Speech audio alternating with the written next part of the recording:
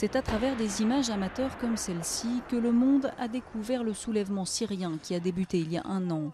Le 15 mars 2011, des jeunes, inspirés par les révoltes en Tunisie ou en Égypte, dessinent des graffitis anti-régime dans la province de Deraa, au sud du pays.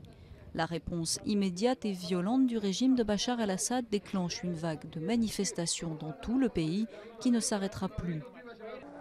Après plusieurs mois de marche pacifique, les rebelles et militaires qui ont fait défection créent l'armée syrienne libre, mais les tueries ne s'arrêtent pas. Lente à trouver un consensus pour agir, la communauté internationale se contente de sanctions économiques censées affaiblir le régime.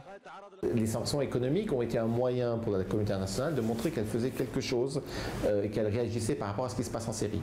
Alors combien ceci a eu un effet positif ou négatif, c'est une autre question.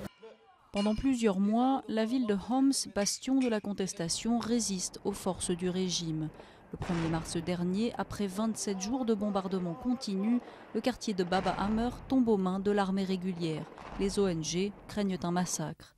En visite à Damas, l'émissaire des Nations Unies et de la Ligue arabe appelle à la fin des violences. J'ai dit au président que ma principale préoccupation est le bien-être du peuple syrien. Selon l'Observatoire syrien pour les droits de l'homme, plus de 8500 personnes ont été tuées depuis un an en Syrie. Et malgré l'aggravation de la situation humanitaire, la communauté internationale reste divisée sur les moyens d'agir. Les militants syriens, eux, continuent de faire entendre leur voix par le seul moyen qu'ils possèdent, en mettant sur Internet des images du bain de sang dont ils sont témoins.